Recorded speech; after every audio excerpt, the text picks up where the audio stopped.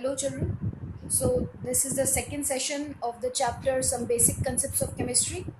And in this part, now we are going to start with dimensional analysis. So, in this part, we are going to study about the unit conversions by unit factor method. So, how we can convert one unit into another unit. So, you know that there are 7 basic units in SI system. The 7 basic units on which all other units depend on are length, mass, time, temperature, electric current, luminous intensity, and amount. So these are the 7 basic units. You already know they are SI units, children. SI units, I hope you know. This is the international system of unit. So in SI unit, the unit of length is meter, mass is kilogram, time is second, temperature in Kelvin, electric current is measured in ampere, luminous intensity in candela, and amount in mole. So these are the 7 basic units. Now all other units of all other physical quantities, they are derived from these basic 7 units. All other quantities or all other units are derived from these 7 basic units. Like area. So what is area? Area is length into breadth. So that makes it meter square. Volume is length into breadth into height. That makes it meter cube. So density, speed, acceleration, force, pressure, energy, all these are other units or other quantities whose units are derived from these 7 basic units. So these are the 7 basic units, and other common derived quantities which are derived from these basic units. I've already sent you the pics of the chapter. You can read from there. Now, what we are going to study in the chapter is the unit conversion, how you can convert one unit into another unit. So the method that we are going to use here is unit conversion method. And let us understand first that what is a unit conversion or a unit factor. So for unit conversion, the first thing that we will understand is unit factor. What is this unit factor we will understand? Now to understand this, children, let us understand. Suppose we say that 1 kg is equal to 1000 gram. You know this? That 1 kilogram is equal to 1000 grams, right? Now, both the quantities 1 kilogram and 1000 gram are equal, and they are equal to each other. So, if both of them are equal, then if we divide either of them by the other one, the value will be 1, right? That means if we divide 1 kilogram by 1000 gram, since both are equal, we get 1. Or if we divide 1000 gram with 1 kilogram, it will also be equal to 1. So since both of them are equal to each other, then if we divide either of them with the another one, either this with this or this with this, we get 1, right? So these two ratios that we get are called unit factor. Each of these fractions, either this 1 kg upon 1000 or 1000 gram upon 1 kg, is called unit factor. So these ratios are also commonly called conversion factors. So either you call them unit factor or conversion factors. So these conversion factors we can utilize to convert one unit into another one. So let us take example and understand how we can convert one unit into another one. So let's take example. First example we will take is the conversion of 200 pounds into kilogram. So let us take example. First, suppose we have a stone which is 200 pounds. So we want to convert 200 pounds. Now what is the unit of pounds, children? It is LBS or LB symbol, right? So what we want to do is, we want to convert 200 LB, that is pounds, 200 pounds into kilogram. So 200 pounds is to be converted into kilogram. Let us see how we will convert how much kilogram is 200 pounds. We want to find this out. How we can do is, first we will make a unit factor for this. Well, we'll create a ratio factor for this. So first let us know, we know that 1 kg or 1 kilogram is equal to 2.205 pounds. We know that in 1 kg there are 2.205 pounds, right? So since both of them are equal, then if we divide either of them, either 1 kg by this much pound or this by this, the value will be 1 only. So you can write it like this, that the conversion factors we can write 1 kg upon 2.205 lb is equal to 1, which is also equal to 2.205 lb, that is pounds, upon 1 kg. So either we take this conversion factor or we take this conversion factor to convert. Now which of them has to be chosen? This will depend on one main thing that we will put emphasis on. Now let us understand how will we proceed. Now you see 200 pounds is to be converted into kg. So you write it like this, 200 pounds is equal to, again you write 200 pounds into, now you take any of these factor, either this or this, such that the pound unit gets cancelled. So if I take this unit factor 1 kg upon 2.205 pounds, then what we can do is that pound will get cancelled. So we can write it this over here, 1 kg upon 2.205 pound, right? Cancel the units. So you see pounds gets cancelled by pounds. So look over here now. So what do you have is 200 pounds is equal to 200 into 1 upon 1 kg upon 2.205. So finally we can write that 200 pounds is equal to 200 into, right, what we will write next, 200 into 1 kg upon 2.205. So what answer do you get is 90.7 kg. So this is the answer. So 200 pounds is equal to 90.7 kg, right? So let us understand it again, children.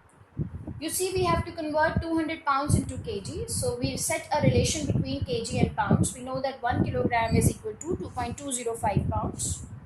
So now we create the unit factors. Either we divide this by this or this by this. Both the values will be 1. So these are the two unit factors. Any of them we can utilize over here. Just we have to pay attention that the unit pound has to be cancelled, because now we don't want pound, we want kg. So what we do is we write it in this way. You just learn this method how to write it. So we write it like this, 200 pounds, we write it like this, 200 pounds is equal to, again you write 200 pounds into, now choose any one of the factor from here so that pounds get cancelled, into 1 kg, we choose over this one, 1 kg upon 2.205 pounds. Now pounds will get cancelled. What is left? The unit kg only. Now again you write it, repeat it, 200 pounds is equal to 200, pounds is cancelled, into 1 kg upon 2.205. So the unit left is only kg. So answer you get in kg, 90.7 kg. This is the answer. So 200 pounds is equal to 90.7 kg. Right, children? So this is how you proceed. This was the simplest one. Let's go on to another example now.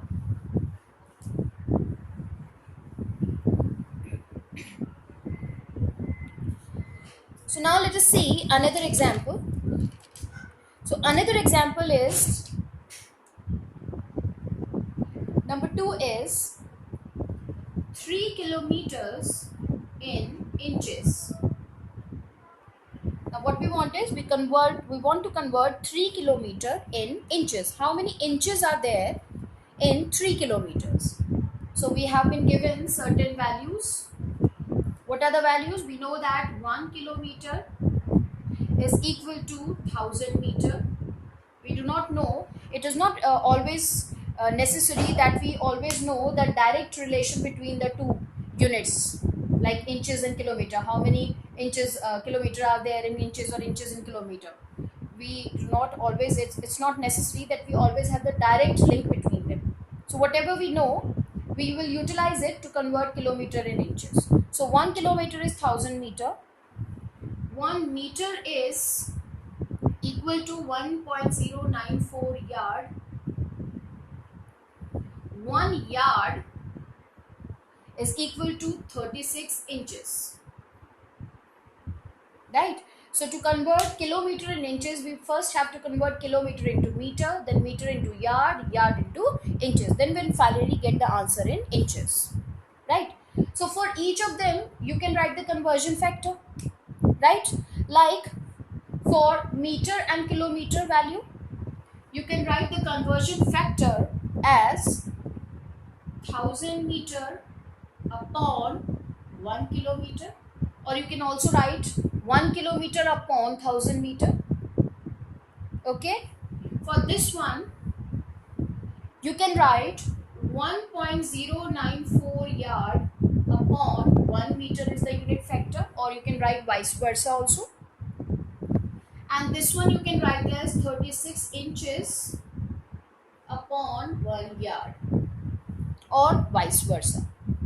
Right? So what unit factor you will take, whether you will divide this by this or this by this, will depend on the question that which unit you want to cancel. So these are the factors which we have taken. Now we start like the same as we started in the previous one. So 3 kilometer we want to convert in inches. We'll write 3 kilometer is equal to, again we write 3 kilometer into. Now what do we want is, we want to cancel this kilometer first and want to convert it into meter. So what we will do is, we'll take the kilometer and meter relation factor, 1000 meter upon 1 kilometer. So what do we do is, we multiply it by the unit factor of this one, 1000 meter upon 1 kilometer. We have written kilometer down. We have not taken the unit factor 1 kilometer upon 1000 meter, because then meter will come down and we won't be able to cancel kilometer. So we write it in this way. Now what happened? Kilometer gets cancelled. What we have now? Only meter. Now we have to convert meter into yard, and then yard into inches. So what do you know? What next you can do is that we just want to convert this meter. We want to cancel this meter now. Okay. So for that, what do? We take this relation and we write in such a way so that meter comes down. So we'll take this unit factor, 1.094 yard upon 1 meter. Now meter gets cancelled by meter. Now you have yard. Now we want to cancel this yard and get only inches. So we'll write the next factor here now, 36 inches upon 1 yard, so that we can cancel out yard. Right? So we can write it like this, 36 inches upon 1 yard.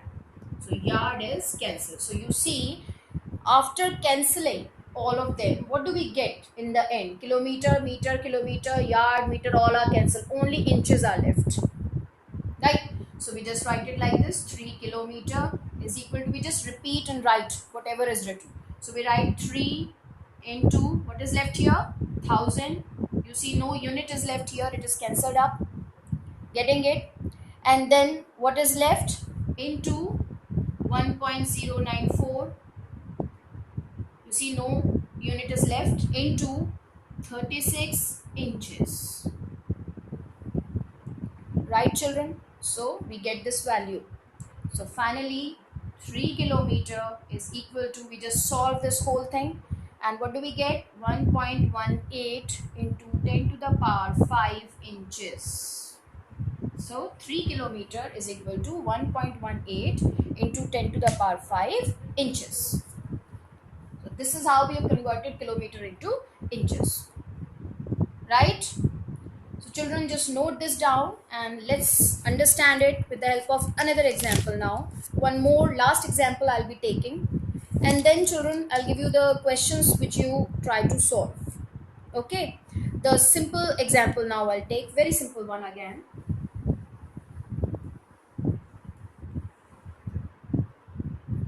So the third example that I will take is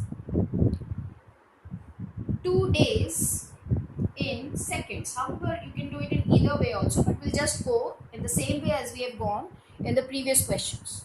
So we want to convert 2 days in seconds, right? So we want to convert days into seconds. So we know that 1 day is equal to 24 hours. 1 hour is equal to 60 minutes. And 1 minute is equal to 60 seconds. So finally, I want to convert day into seconds. So I will convert day into hour, hour into minute, minute into second then. So let us write the conversion factors now. So let me not write it here again, or I can write it also, either divide 1 day by 24 hour or 24 hour by 1 day. Either divide 1 hour by 60 minutes or 60 minutes by 1 hour, 1 minute by 60 seconds or 60 minutes by this 1 minute, right? So how will we proceed now? So we write it again, 2 days are to be converted. So we write 2 days is equal to 2 days. Again we write into. So we have to cancel the days. Okay. So we'll select this value and we divide 24 hour by 1 day, so that 1 day comes down and we can cancel day. So we can write 24 hour upon 1 day. This is the unit factor that we have taken. So day get cancelled by day, right? Now we have hour left.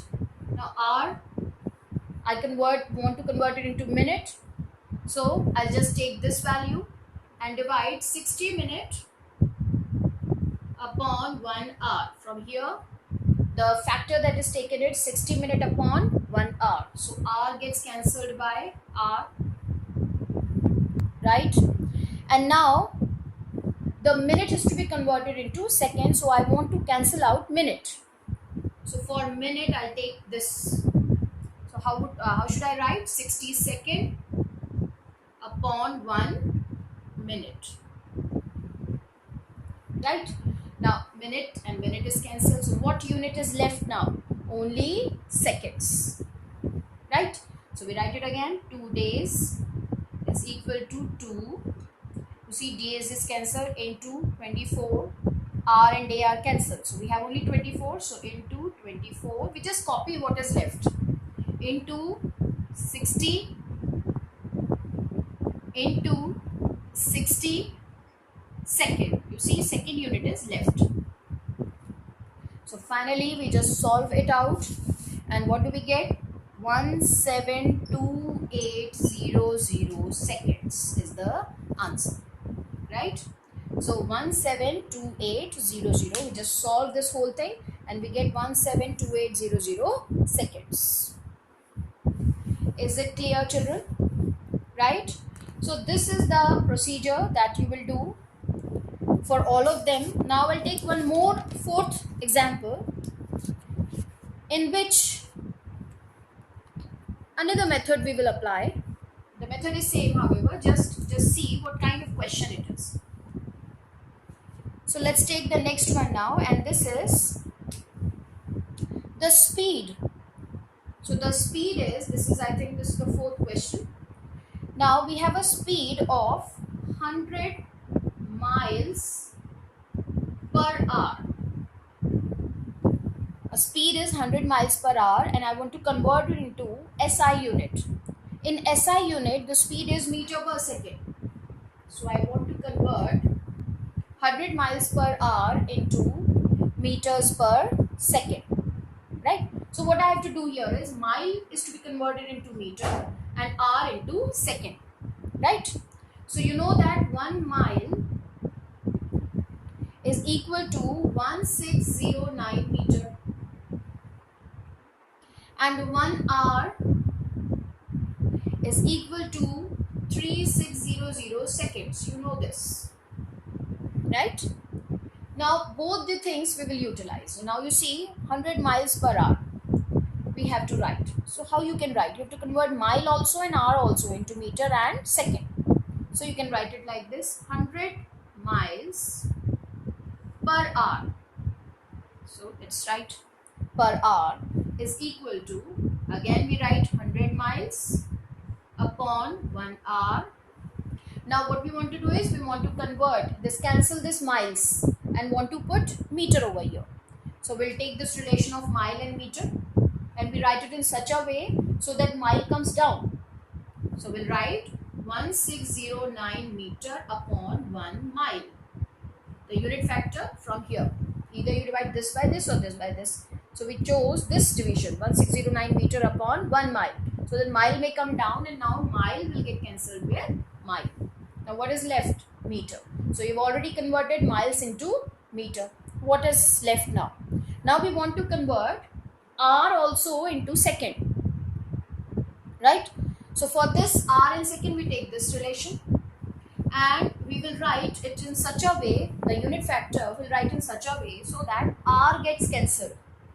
So what should I write? 1 hour upon 3600. So I'll write 1 hour upon 3600 seconds. Right? Now what will happen? Hour will get cancelled and I have only seconds left. Right? Now the whole thing I'll just copy down and just see what do we get. So 100 miles per hour, that is upon 1 hour, is equal to, what is left here? 100. You see miles and hour are cancelled. Into, what is left here? 1609 meter is left. So 1609 meter, this is cancelled. What is this? This is also cancelled. What is left? Upon 3600 seconds. This is only what was left. We just solve it out and what do we get? We get 44.69 meters per second. So if you solve it out, you get meter per second. How much? 44.69 meter per second. So this is the answer. So 100 miles per hour is equal to 44.69 meter per second.